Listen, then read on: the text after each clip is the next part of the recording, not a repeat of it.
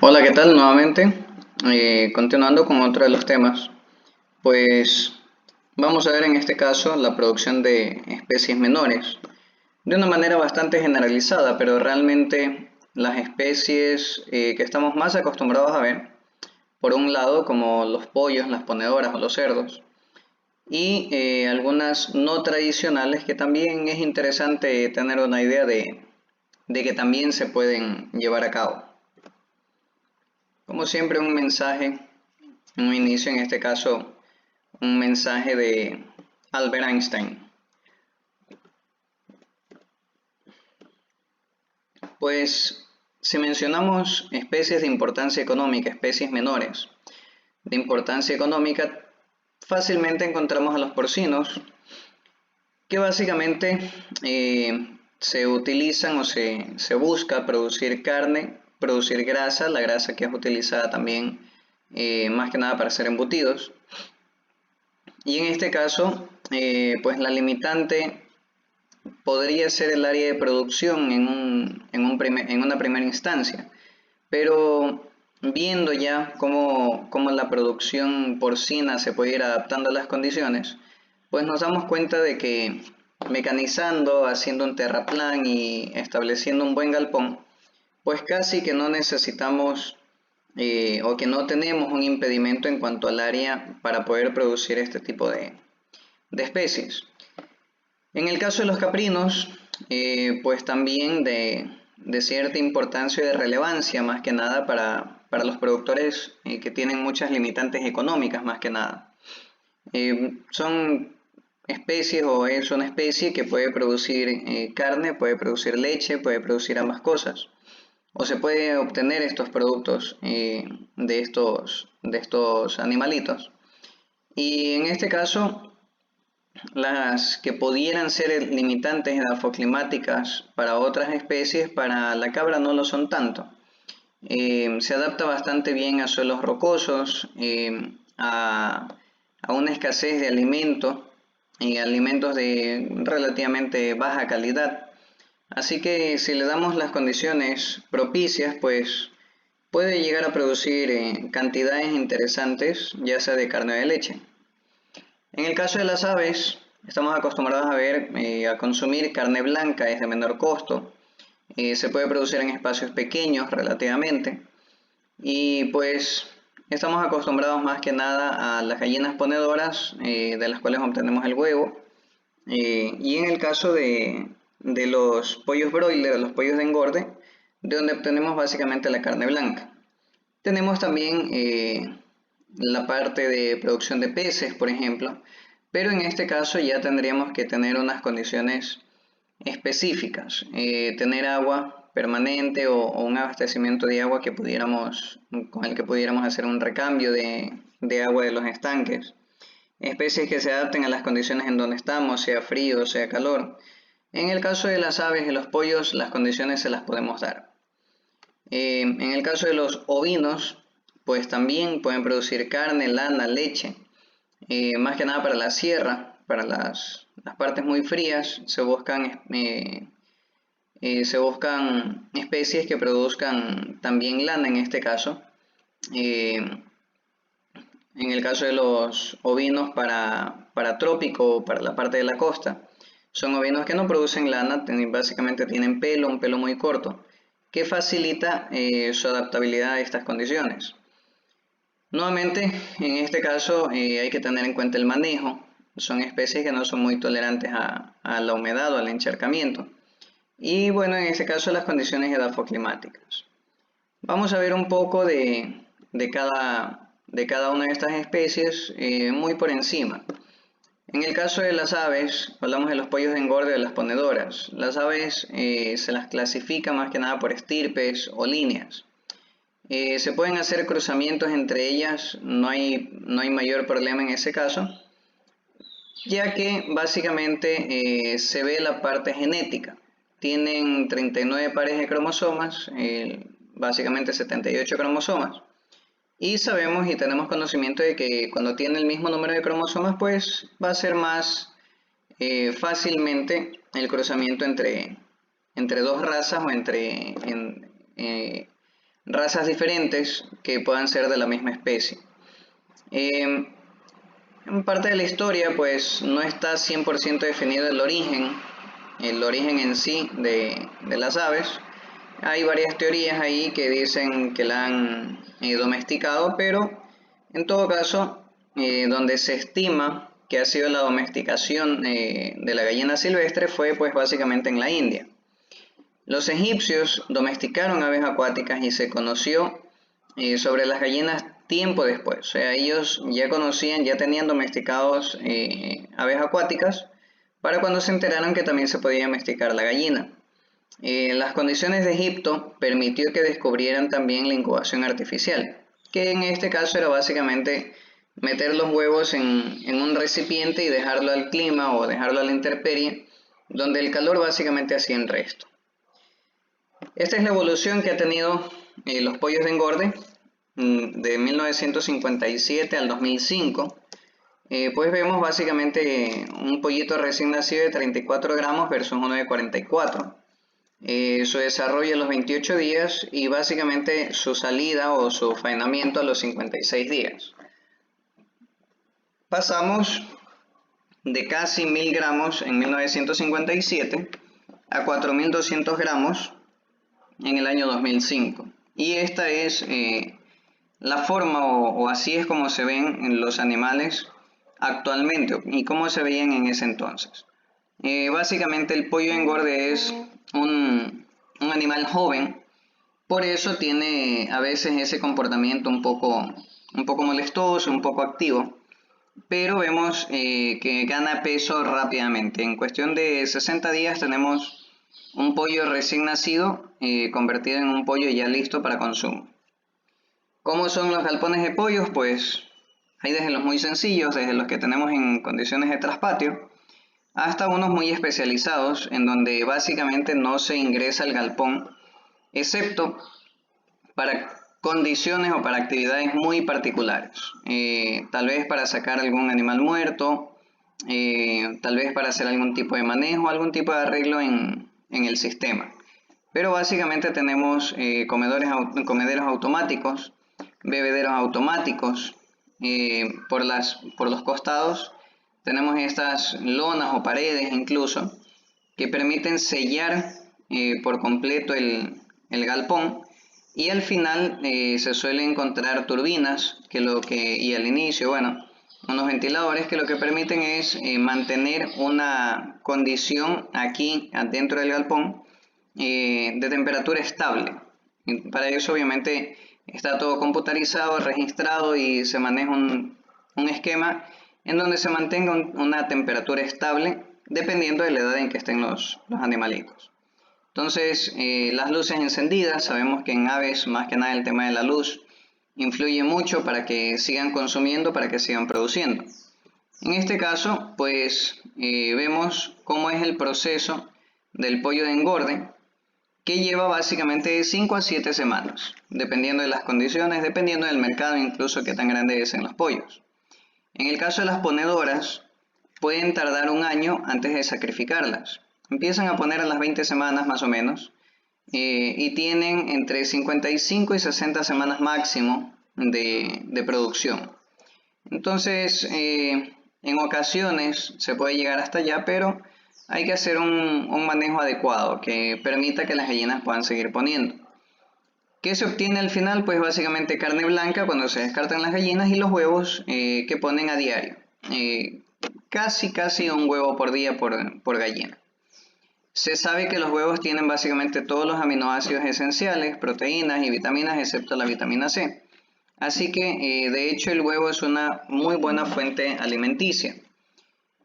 El hecho de que se quejen o de que digan de que el huevo tiene colesterol y lo puede enfermar a uno, es pues básicamente por las ocasiones en que se consume huevo frito. Realmente lo que estamos es dañando esa estructura, ese contenido proteico que tiene el huevo y consumiendo además grasas saturadas. Entonces, en realidad el huevo bien preparado y cocinado tiene bastantes beneficios en el consumo. Así es como se vería un galpón intensivo de gallinas ponedoras. De hecho, hay unos un poco más tecnificados, incluso en donde automáticamente los huevos caen sobre una banda y son recogidos o son todos movidos hacia un solo costado del galpón, donde los huevos se van a ir almacenando, se van a ir acopiando. La Coturnix coturnix, en este caso pues la mencionamos porque es una especie algo novedosa. Más que nada es un ave que se puede desarrollar en espacios pequeños. No necesitamos espacios muy grandes y básicamente tenemos beneficios similares a los de la gallina. Tenemos una producción de huevos y además podemos obtener producción de carne también, de carne blanca. Pueden pesar entre 100 y 150 gramos, son en realidad animales muy pequeños, hablamos de las codornices. Son muy resistentes a enfermedades y básicamente le atacan las mismas que le pueden atacar a la gallina. A los 45 días ya se consideran animales adultos y su carne es muy sabrosa y de buena calidad. Puede poner entre 25 y 30 huevos por mes, es muy similar a la gallina, puede estar poniendo casi un huevo al día. Y la postura dura de los 45 hasta los 405 días, es decir, poco más de un año. Normalmente se pueden manejar de 2 a 3 años de vida productiva, pero obviamente con ciertos manejos, con ciertas restricciones y selección, pero sí se puede llegar a tener 2 o 3 años de vida productiva en el caso de las codornices. Comercialmente se la utiliza básicamente un año, al año se suelen descartar. Y cuando se usan reproductores se obtienen básicamente 4 generaciones por año, lo que nos permite pues básicamente poder reproducir esta especie relativamente rápido. ¿Qué obtenemos al final? Pues básicamente carne blanca y huevos.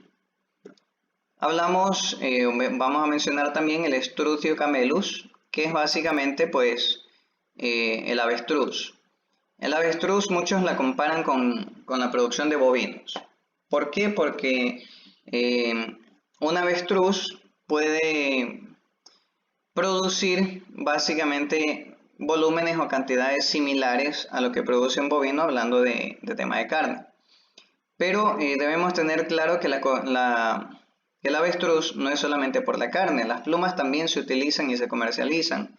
La piel se la utiliza como el cuero de la vaca, similar para hacer calzados, para hacer cinturones o carteras. Y los huevos, además de que se pueden consumir, también al ser de una cáscara gruesa, se suelen usar de forma decorativa. Entonces vemos que la producción de avestruz tiene algunas ventajas. Mide entre 210 y 260 centímetros. El macho siempre defiende un área y hace un nido en el piso para saber que ahí es donde va a tener a una de las hembras poniendo o cuidando de los huevos. ¿Y por qué menciono una de las hembras? Porque suele haber un trío básicamente, son 2 hembras por cada macho. Cada hembra puede tener unos 20 huevos en cada anidada. Por lo general la hembra anida durante el día y el macho anida durante la noche, es decir que él también ayuda a cuidar de los huevos. Y los huevos pueden pesar entre 900 y 2000 gramos.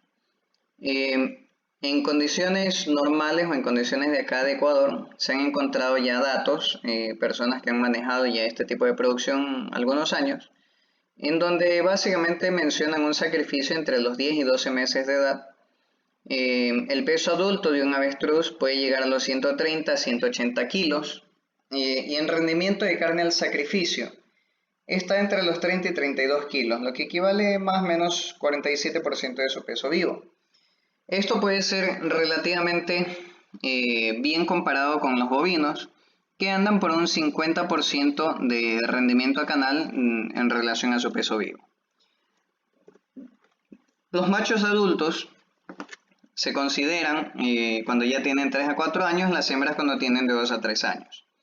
Son bastante longevos, pueden vivir hasta 80 años, pero su vida productiva está entre los 35 y 40 años. La postura anual de un avestruz puede estar más o menos en los 40 huevos promedio. Como mencionaba, la piel se utiliza para hacer calzado, se la utiliza como cuero, para hacer carteras, cinturones. Las plumas del avestruz no producen estática, por lo que se comercializan también más que nada para fabricar herramientas para pulir. Y las pestañas del avestruz también suelen ser comercializadas para usarlas para hacer pinceles. Aquí vemos una producción acá en Ecuador, en la Vía de la Costa, cómo se mantienen básicamente los avestruces. En este caso, pues vemos que se mantiene una pareja en el corral, pero cuando hablamos de engorde, se tiene básicamente un comedero, agua ad libitum, y están en un lote relativamente grande varias avestruces. El tema es que las avestruces necesitan caminar, correr para poder estar en buenas condiciones. El Meleagris gallo pavo es básicamente el pavo. El más comercializado es el pavo blanco, que es un híbrido de pechuga grande. Las crías de estos híbridos no suelen ser viables o incluso el mismo pavo no suele ser, no puede reproducirse. Es un híbrido infértil básicamente. El macho puede llegar a pesar hasta los 20 kilos de peso vivo. La hembra está en unos 7 kilos al momento de la inseminación artificial cuando se la utiliza en este caso para reproducción. Los pavos bebés son muy delicados. Bueno, en el caso de la hembra, ¿por qué se habla de inseminación artificial? Porque el pavo macho es muy grande para que pueda castizar a la hembra. Los pavos bebés son muy delicados, hay que tener un cuidado relativamente intensivo en este sentido. Y una hembra puede considerarse adulta cuando está entre los 7, 5 y 9 kilos de peso vivo. Mientras que el macho adulto cae entre los 12 y 19 kilos de peso vivo. El sacrificio que se hace, en este caso de los pavos, suele ser entre las semanas 20 y 22, dependiendo de la línea genética, dependiendo de con qué línea estamos trabajando. Si trabajamos solamente con el pavo blanco, suele crecer más rápido, entonces a las 20 semanas ya se lo puede sacrificar. Si trabajamos con el pavo negro, suele ser necesario tenerlo unas 2 semanas más. ¿Qué se obtiene? Pues básicamente carne o huevos. En el caso de la carne se ha encontrado una carne bastante saludable, sana, que incluso se la recomienda para consumirla, pero no estamos muy acostumbrados, por lo menos no en nuestro medio, a tener este consumo, pero realmente, o a consumir este tipo de carnes, pero realmente es bastante nutritiva y sí es de provecho. Vemos que el galpón es similar al de los pollos, tiene comederos y bebederos automatizados, pero sí hay que hacer notar que el pavo no es tan activo como los pollos en este caso. Entonces al pavo hay que enseñarle dónde está la comida, hay que enseñarle dónde está la bebida, para que luego no se vaya a morir de sed o de hambre. Tenemos entonces dentro de las especies domésticas y animales de granja, en este caso especies menores, tenemos también a los cerdos. Pues los cerdos caen también en la caracterización de líneas maternas y líneas paternas. Las líneas maternas, o por qué se diferencian, pues básicamente las líneas maternas son las que presentan buenas características, las madres, buenas características como madres, es decir, pueden tener más lechones y los pueden criar bien, sin que haya muerte, sin que haya lechones retrasados o algo por el estilo. En el caso de las líneas paternas, se les llama así a las líneas que son más para producción de carne. ¿Qué es lo que se está haciendo actualmente? Pues hacer cruzamientos, obtener una F1 o una F2 para obtener ya un cerdo terminal. Las líneas maternas, las blancas que estamos acostumbrados a ver, la Yorkshire y la Landras, que son básicamente muy parecidas, excepto que la Yorkshire suele ser un poquito menos larga y no suele tener las orejas paradas. En el caso de la Landras, en cambio, tiene las orejas bastante caídas hacia adelante y suele ser un poco más larga. De hecho, tiene un par de tetas adicionales a la Yorkshire. En las líneas paternas Las más conocidas, el Duroc, el PIC, el Pietrain, el Hampshire. En el caso del Pietrain, acá en Ecuador se habla mucho de tener cerdos Pietrain, pero realmente no son cerdos puros, suelen ser ya cruzamientos. El Hampshire es el cerdito blanco con negro, bastante conocido. El Duroc es el cerdo rojo que producen todos estas líneas paternas son para producir carne básicamente. Y el PIC pues es una línea híbrida, un cruce, de donde una línea sintética, perdón, de donde se obtuvo una raza conocida como PIC.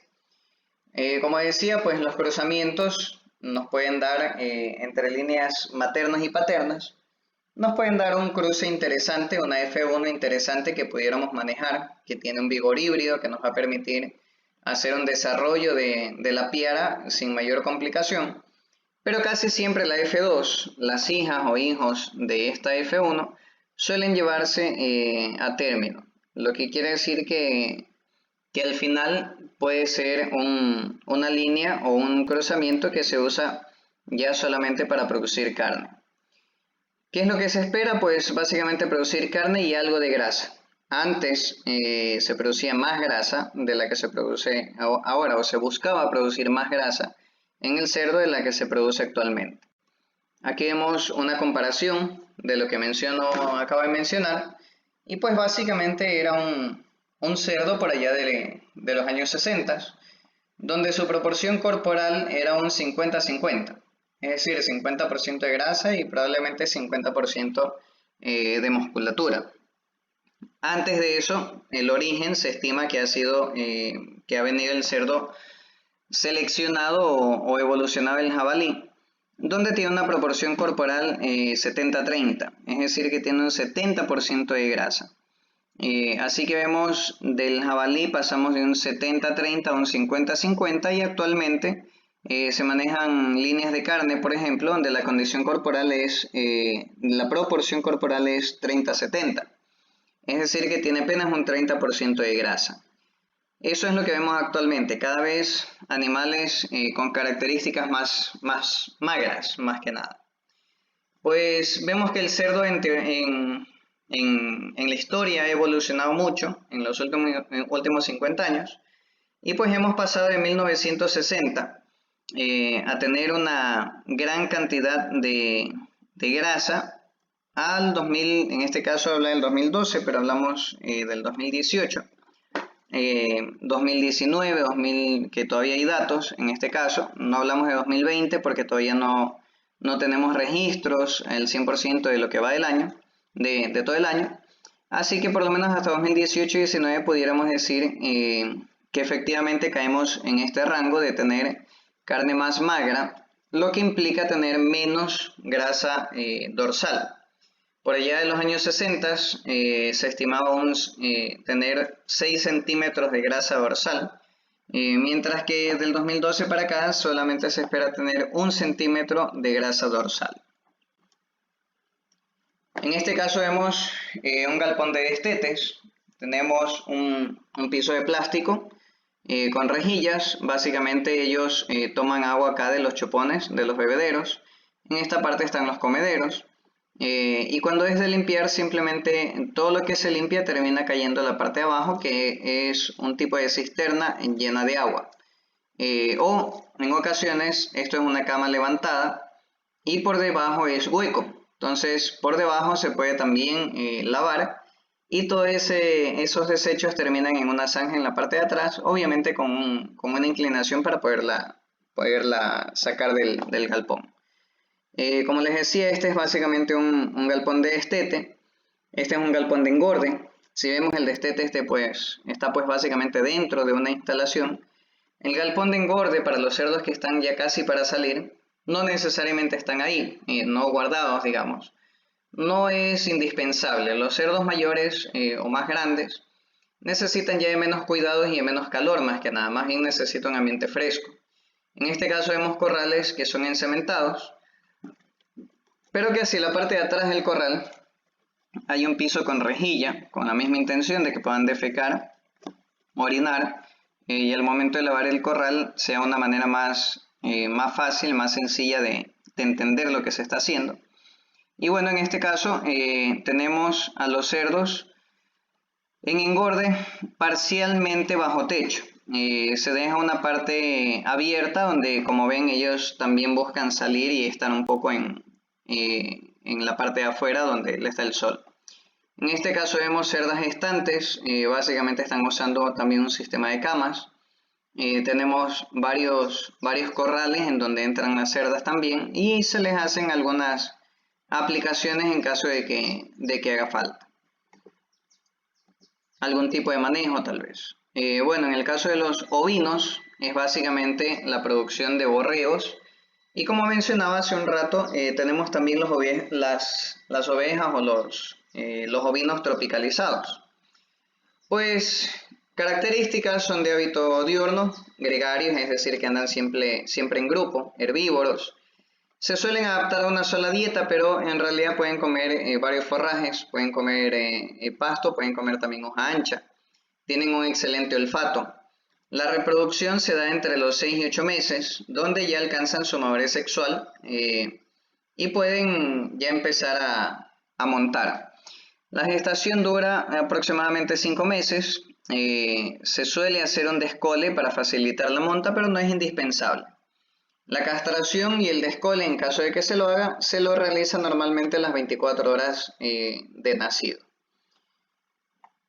En el caso del ovino, la producción para los ovinos que son de la sierra, más que nada, la primera esquila se realiza luego de los 8 meses y de ahí para adelante pues es básicamente una vez al año que se hace la producción de esquila, o la primera esquila, perdón, donde básicamente se aprovecha la producción de lana.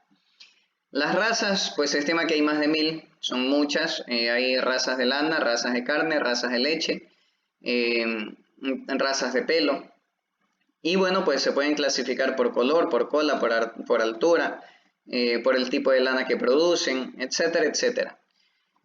Las razas más conocidas, pues la Merino, la Dorper, que son razas de lana, el Peligüey, que es de origen africano, que es una raza de pelo. Y pues valga la aclaración, la leche de oveja contiene más sólidos que la leche de vaca, por lo que se la suele utilizar más que nada en Europa para hacer quesos, quesos como el Roquefort o el manchego, por ejemplo. Ahora vemos en este caso los ovinos tropicalizados, cómo se pueden mantener o cómo se pueden producir, se pueden manejar en la zona de la costa. Son ovinos tropicalizados, no son cabras, y en este caso pues tenemos una raza también, la Black Belly, que es un ovino tropicalizado, que está en este caso comiendo en un comedero. Y si vemos los alrededores, pues básicamente están bastante bien sellados. La idea es que los animales puedan estar en confinamiento, no siempre en condiciones extensivas, no siempre a pastoreo. También se busca que estén en algún momento en confinamiento y como ven aquí pues se les está dando también alimento mientras están guardados en el corral. En el caso de la cabra, pues por algunos es conocida como la vaca de los pobres. Es relativamente bien adaptada a condiciones extremas de suelos rocosos, de forrajes relativamente de mala calidad. Y también hay cabras para producción de carne, de leche o de doble propósito. Todo depende de qué es lo que está buscando el dueño o el productor. Pues se puede hacer un proceso de revisión, de inspección o de corroboración, pero se conoce, se sabe ya por investigaciones previas, que la calidad de la leche de la cabra es bastante buena. Y en el caso de la carne, pues es bastante sabrosa, es relativamente bien remunerada en donde tienen por hábito consumir carne de cabra en este caso. En características de la leche de cabra, pues 47% más vitamina A si la comparamos con la leche de vaca. La grasa es más digerible para personas que son intolerantes a la lactosa, esta es una buena opción. Contribuye a disminuir los niveles de colesterol que solemos mantener combate el estreñimiento, la osteoporosis, ayuda a recuperarse de anemia y a formar músculo, huesos, cabellos, piel y uñas. Pues vemos que la leche de cabra tiene muchas ventajas. Otra especie menor, o un par de especies menores, que también suelen ser comunes, tal vez no tanto como las mencionadas, pero que en ocasiones nos puede agarrar de sorpresa pensar que no pueden producir cuyes o conejos en condiciones de trópico. Y de hecho sí hay este tipo de producción acá. En este caso la producción tradicional de cuyes es más hacia los lugares andinos, hacia la sierra, pero no quiere decir que en la costa también se lo pueda consumir, ya sea por la gente de esos lados que está radicada acá o por costumbres básicamente, dependiendo de cómo lo preparen, como dicen por ahí.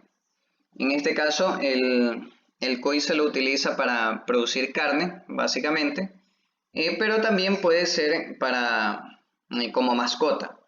En el caso de los conejos, una historia similar, se lo produce también o se lo engorda para producir carne, pero en ocasiones se lo puede comercializar como una buena mascota. ¿Qué tipo de producción hay? Para cuyes y conejos, pues básicamente es en jaulas.